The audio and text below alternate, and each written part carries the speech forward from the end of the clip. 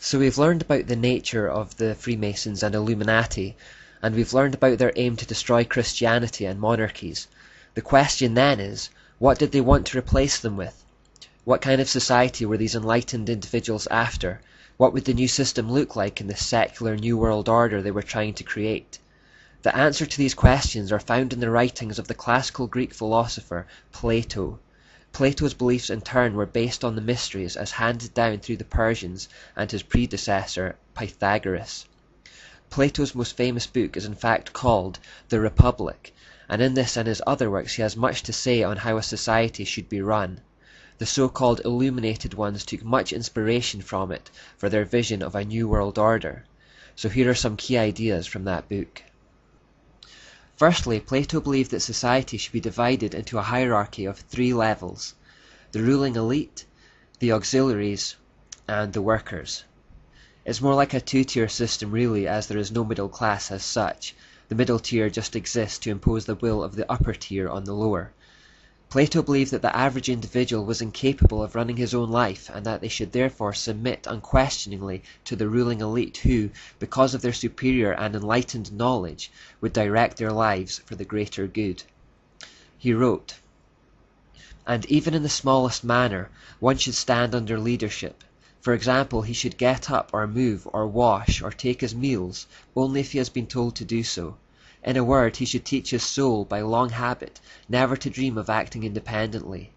There will be no end to the trouble of states or of humanity itself till philosophers become kings in this world, or till those we now call kings and rulers really and truly become philosophers, and political power and philosophy thus comes into the same hands."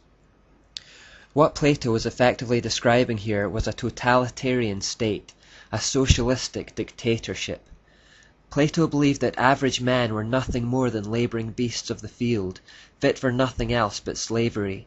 He believed that not all men were equal, and that only a small number of elites at the top of the hierarchy were fit to rule.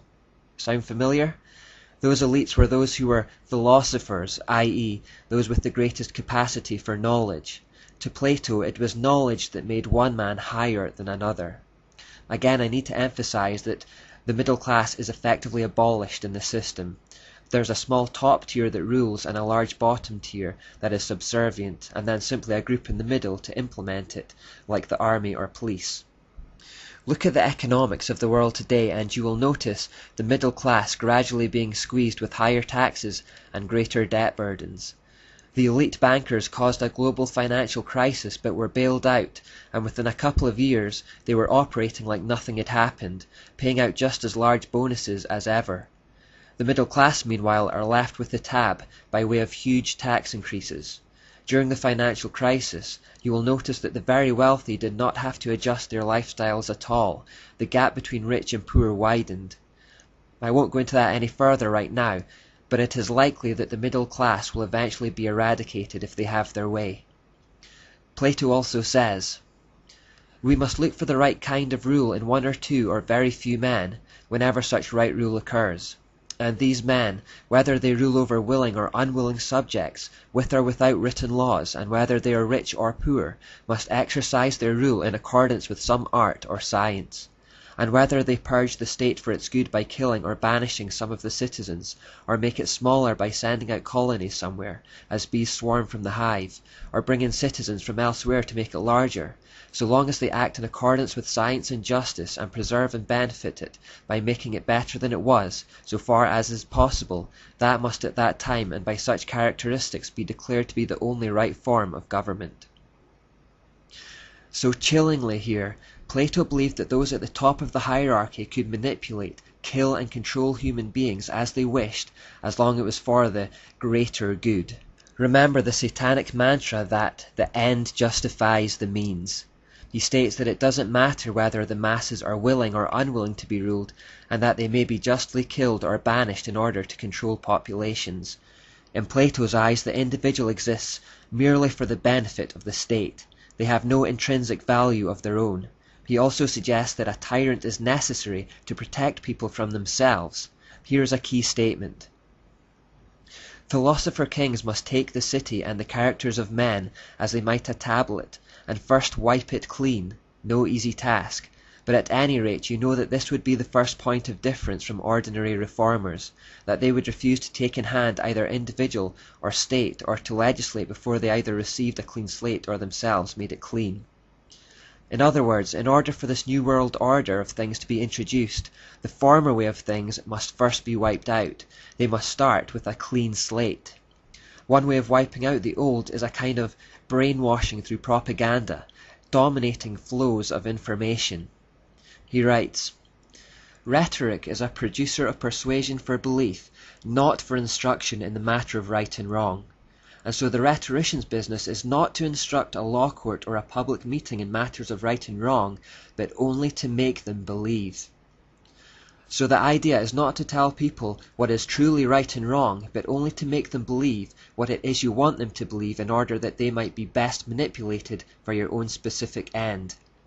This is morally acceptable as long as the end justifies the means.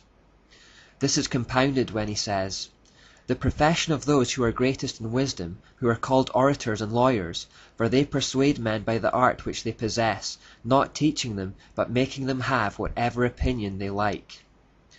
Plato praises those who have such smooth words of persuasion that they can make people conform their opinions to anything they wish. A barrier to wiping the slate clean, however, is parents, who hold to the old value system. Therefore Plato suggests, all inhabitants above the age of 10 they will send out into the fields, and they will take over the children, remove them from the manners and habits of their parents, and bring them up in their own customs and laws, which will be such as we have described. This is the speediest and easiest way in which such a city and constitution as we have portrayed could be established and prosper, and bring most benefit to the people among whom it arises. So here Plato suggests that children should be taken away from their parents and raised by the state who know better, and who will instruct them in the ways required to bring about change. Not the truth about right and wrong, simply the ideas that will manipulate their minds into believing what they want them to believe. Also, like the Jesuits, who were ordered in military style, Plato believed that society should have a similar kind of structure. Notice how closely this passage mirrors the Jesuit philosophy. Military organization is the subject of much consultation and of many appropriate laws.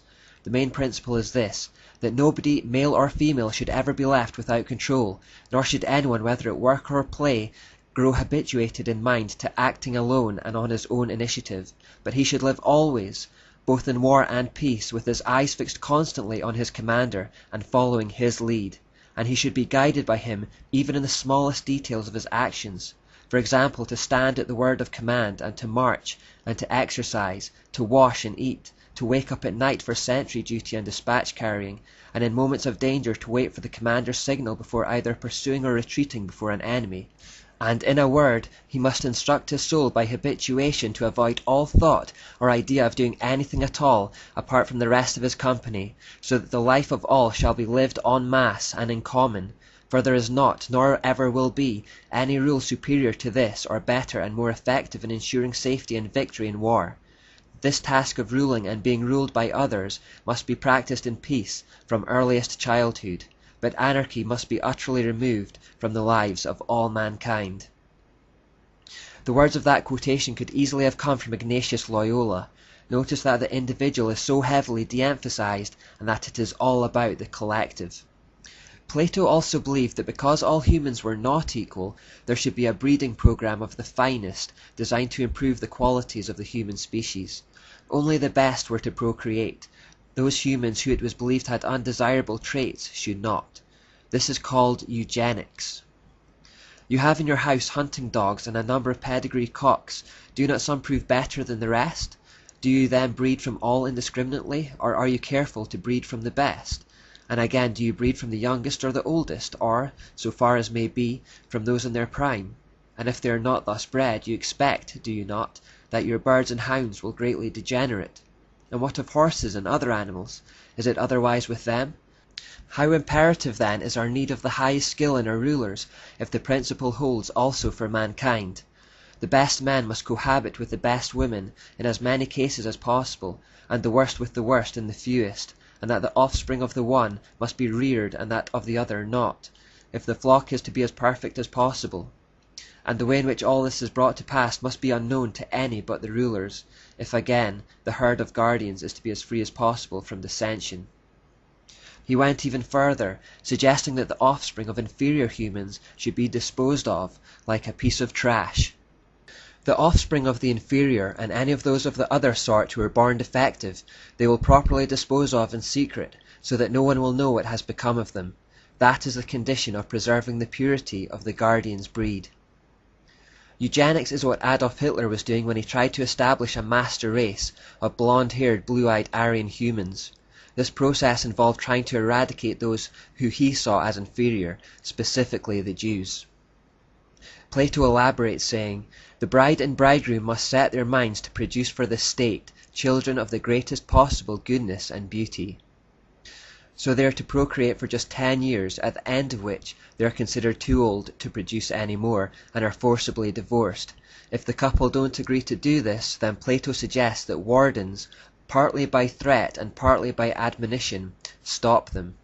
If the man refuses in the face of these threats, he is to be disqualified from attending his children's birthday parties and any weddings. If he does appear at these events, then people are entitled to punish him with blows, and the same was to apply to women.